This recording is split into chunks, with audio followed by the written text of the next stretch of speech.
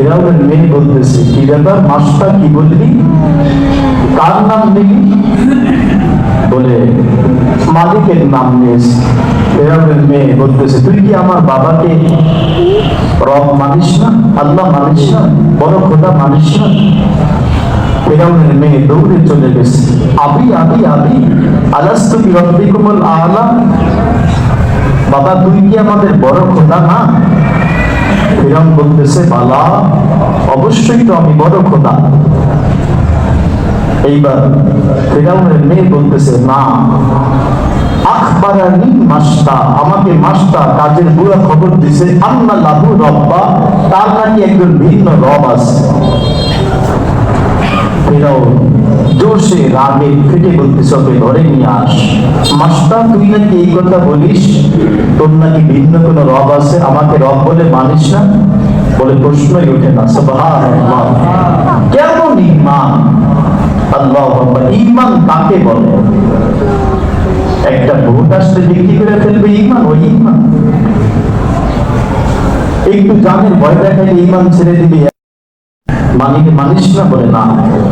ফেরাউন বলতেছে, জ্বালাও আগুন, বসাও কড়াই, দাও তেল ঢেলে, যেই কথা সেই কাজ। বিশাল কড়াইয়ের মধ্যে তেল ঢালা হলো। আল্লাহু আকবার। সেই ফেরাউনের কাজের বুয়া, তার দুধের একটা বাচ্চা ছিল। দুধের বাচ্চাটাকে মায়ের সামনে কড়াইয়ের মধ্যে ঢেলে দিয়েছে। হাড্ডিগুলো উপরে কাবাবের মধ্যে উঠে গেছে। দুধের বাচ্চা সেই বস্তুগুলো তেলের সাথে মিশ্রিত হয়ে গেছে। এমন করে ঘটনা সংক্ষেপ করি, দ্বিতীয় একটা সন্তান ছিল দুধে, ওইটাকেও মায়ের সামনে ঢেলে দিছে। দুইটা সন্তান যখন মায়ের সামনে শেষ, ওই মায়ের হালত কি বাবারা বুঝতে যদিও কষ্ট হয়, মায়েদের বুঝতে কষ্ট হবে না। আল্লাহ, এইবার আল্লাহ পাকের সেই বান্দি ফেরাউনের কাজের বুয়া চক্ষু দিয়ে তার দর করে পানি ছেড়ে দিয়ে বলতেছে, আহ, চিৎকার দিতেছে।